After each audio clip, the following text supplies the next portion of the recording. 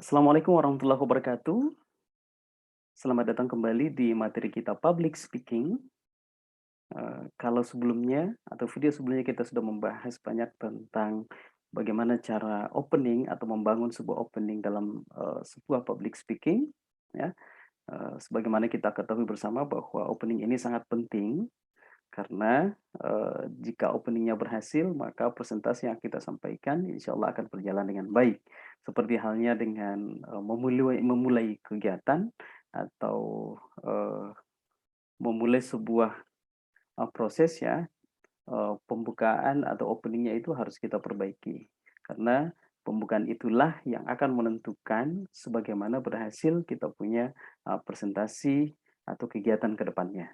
Nah, pada materi kali ini kita akan mengupas kembali atau mengimprove kembali atau mengembangkan public speaking kita, yaitu bagaimana cara mengembangkan the body of speech.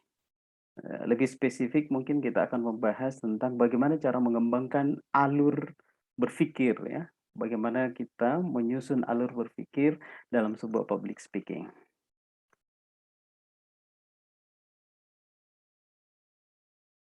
Ya. Baik, yang pertama, bagaimana kita menyusun atau membangun alur berpikir kita dalam sebuah public speaking, ya. Eee, Sebenarnya kita harus mengetahui dulu, apa apa sih kegunaan, alur berpikir itu. Nah, alur berpikir akan menentukan plot pembicaraan Anda, yaitu jalan cerita bagaimana bagian awalnya Anda memulai, kemudian dilanjutkan dengan penuturan isi, dan akhir seperti apa yang Anda rencanakan. Jadi alur berpikir ini, sebisa mungkin harus kita persiapkan, ya, karena, jika kita tidak memiliki alur berpikir, maka apa yang kita sampaikan itu tidak akan terarah, ya.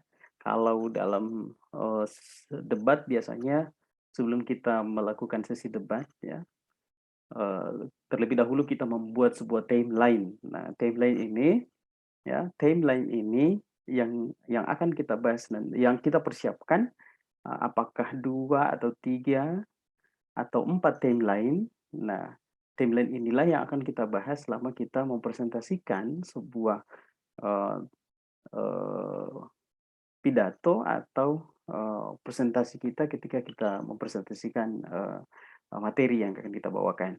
Nah, Eee, alur berpikir ini juga, bisa dikatakan subtopik ya, subtopik yang akan kita bahas. Nah, seorang public speaker sebelum memulai presentasinya atau pidato yang akan dibawakan, nah,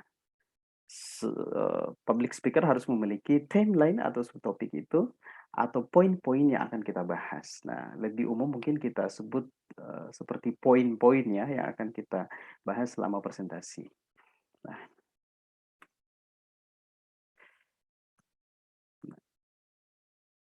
kita sudah, mempersiapkan timeline atau, eee, topik-topik, subtopik, atau poin-poin yang akan kita bahas. Nah, biasanya, public speaker itu memiliki, eee kelemahan-kelemahan ketika menyampaikan, sebuah, presentasi di depan publik ya. Eee, Kesalahan-kesalahan, yang paling umum terjadi saat seseorang menyampaikan isi presentasinya itu bisa berupa, poin pembicaraan tidak lengkap. Nah, jadi, di slide ini kita akan membahas kesalahan-kesalahan ya, yang, biasanya dilakukan oleh seseorang pada saat, mereka menyampaikan isi, ya, atau poin-poin yang sudah dipersiapkan tadinya. Nah, bagaimana caranya supaya, eee poin-poin yang kita sampaikan itu berhasil, nah kita perlu menghindari kesalahan-kesalahan yang akan dipaparkan sebagai berikut ini. Yang pertama adalah poin pembicaraan tidak tertangkap. Nah, eee, jika pembicaraan tidak jelas ya, sudah pasti apa yang kita sampaikan itu pasti tidak akan bisa ditangkap oleh audiens. Sehingga apabila kita menyampaikan sebuah ide atau pidato di depan umum, sebisa mungkin poin yang kita bicarakan itu bisa ditangkap oleh audiens ya.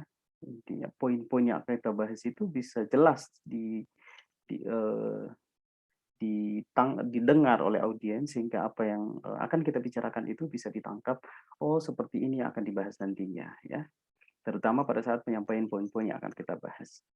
Kemudian yang kedua, tidak jelas atau tidak ada struktur sehingga pembicaraan lebih sulit untuk diikuti ya, terlalu banyak bunga-bunga pembicaraan atau detail yang tidak perlu bertele-tele ya, yang tidak perlu atau bertele-tele.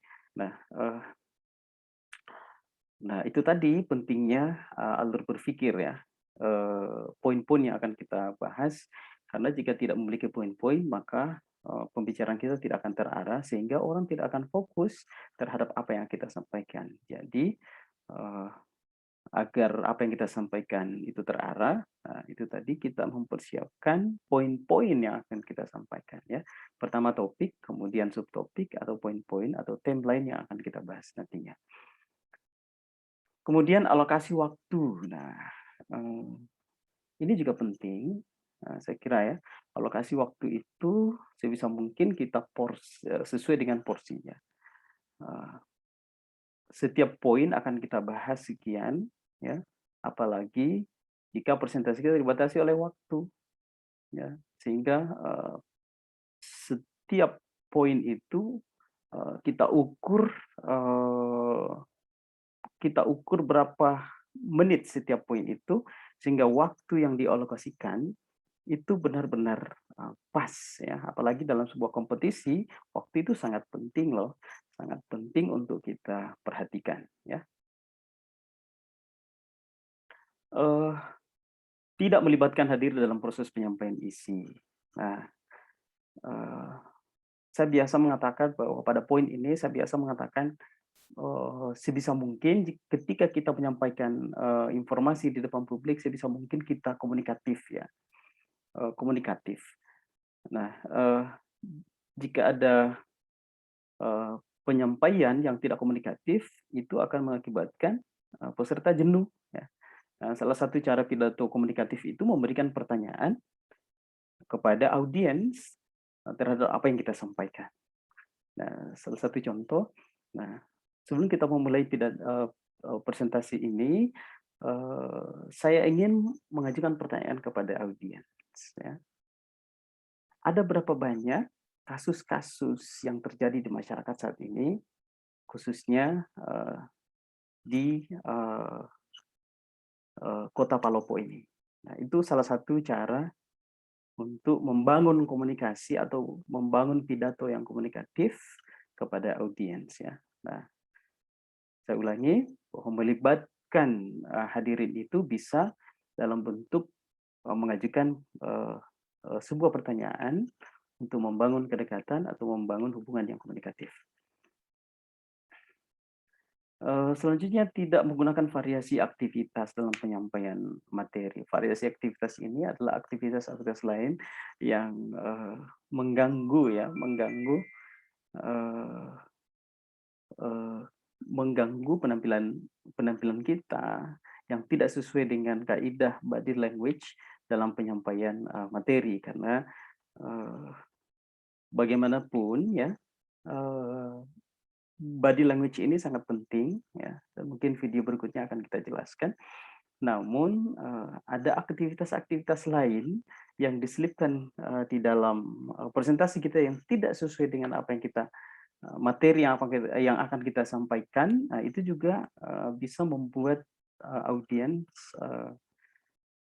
ilfeel ya, ilfeel apabila kita memperagakan aktivitas-aktivitas yang tidak disenangi oleh audiens ya, karena tidak semua audiens memiliki pemikiran yang sama terhadap apa yang akan kita tampilkan ya, sehingga sebisa mungkin pada saat kita menyampaikan materi, kita menggunakan kaidah-kaidah atau body movement atau body language yang kita gunakan itu sesuai dengan kaidah-kaidah yang sudah kita pelajari sebelumnya ya.